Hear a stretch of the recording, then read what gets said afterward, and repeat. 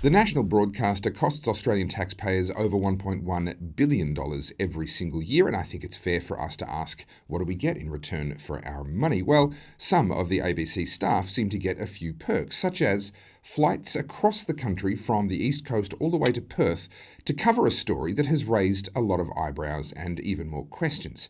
Our science correspondent, Joanne joins us from Western Australia to discuss this story. Not quite a breaking story. It broke about a week ago, but it is a developing story. We're seeing this crazy situation, Joanne, where the ABC have been accused of having known in advance about criminal activities, and instead of reporting it to the cops, they tried to have a camera crew on hand to catch it. Tell us the story. Look, it's the most bizarre thing, Topher. Hard to believe that it unfolded the way it did. But the chief of Woodside, Meg O'Neill, lives in City Beach in Perth and woke up, I think, Monday morning last week to people harassing and menacing her on her front door. They had chains and padlocks. They were going to lock her in to prevent her leaving, and they had been out and scoped the house the day before, surveilled it from both the front and the back to see when she left home for work, which was about 10 to 7 in the morning.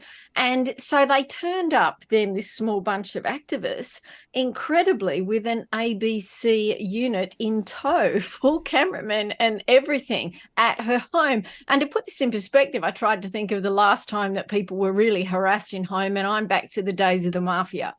You know, that's the kind of thing they would do. We know where you live. And so that's where this is at. And the reason a science correspondent is discussing this is, of course, because it was climate change. And the whole idea, that these activists were saying the CEO of Woodside Energy will, in their words, emit 6 billion tonnes of carbon over the next 50 years. And that was the justification for going to someone's house with her partner and her teenage daughter. Yeah. And this is before dawn in Perth, remember, because the sun rises at 7:05 at the moment. So they were there before dawn. And wouldn't you know it, the ABC had a crew too. And Toby, the most extraordinary thing was that this crew was flown from Sydney. It's an incredible story. Now, this was Miss Meg O'Neill's response, and I think she's spot on here. This was designed to threaten me and my daughter in our home.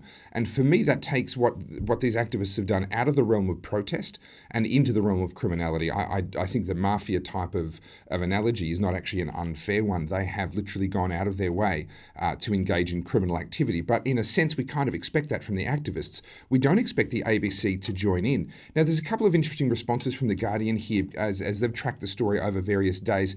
So press freedom advocates have actually come out in The Guardian, as reported by The Guardian, supporting the ABC and supporting flying a crew from one side of the country to another to cover known criminal activity on someone's private residence on behalf of some climate activists.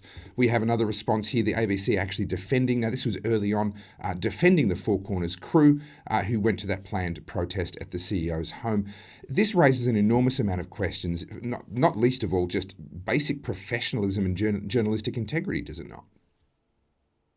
Well, the ABC's excuse when faced with it on the day, and let's put this in perspective, on the night that this happened, the morning that it happened, it was the biggest breaking news in WA. It was covered that evening in the news by every channel here, except the ABC, the only channel that had a TV crew on site on the morning, didn't mention it at all. They must have gone back to their offices and gone, holy, we need our lawyers and we need to start talking. And their excuse was just hilarious, that they came out and said, look, we flew over there, but we didn't know which house we were going to or that it was a private home.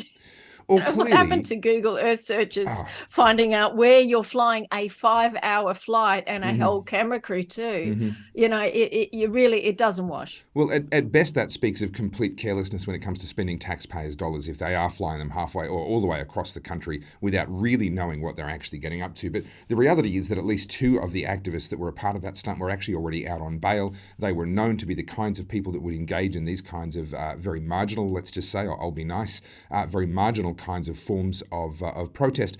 And may I say, with all due respect, not necessarily the sharpest tools in the shed. Here is one of them being quoted in the West Australian immediately afterwards.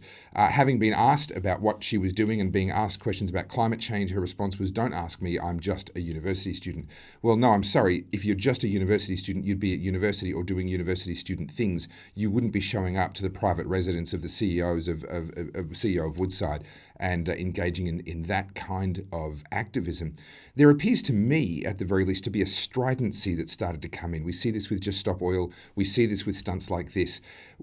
Is this a new phase of the climate change alarmist movement that we're seeing here, or is this an aberration that we can hope will disappear in due course?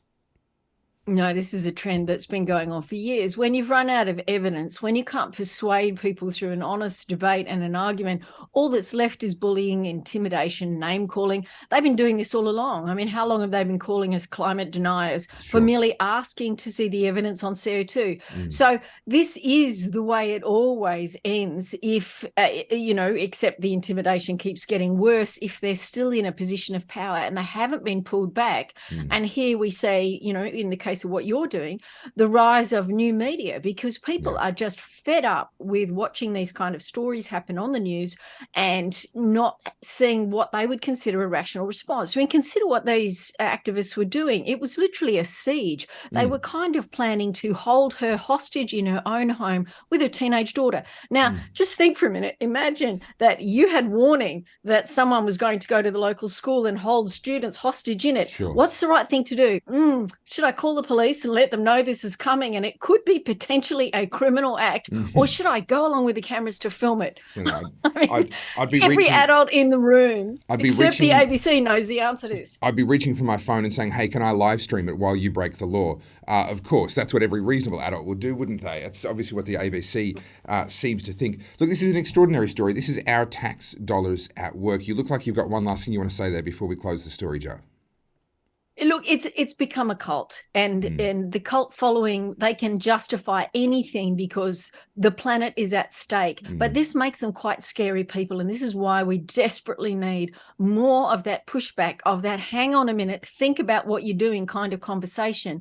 And the media is culpable here because the media does not put the other, I'm talking about the mainstream media, of course, they don't put that other side of the story forward. So these people who may have been well-meaning underneath it all, they may just be narcissistic attention seekers, they don't get any of that rational kind of input that slows them down and makes them think twice. And here's the really scary thing. Those people are the editors of the ABC who sent allegedly a Four Corners team out on a 5-hour plane trip to do something which was pretty obviously potentially a criminal act with people at a private home who were on bail.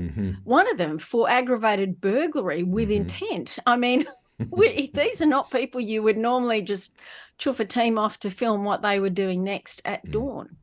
Well, that's our taxpayers' dollars at work, thanks to the ABC. Well, here at the Aussie Wire, we promise we are not going to fly crews from one side of the country to another to cover criminal activity in advance, knowing in advance that it's going to be criminal activity. Thank you so much, Joe Nova, for bringing us this story.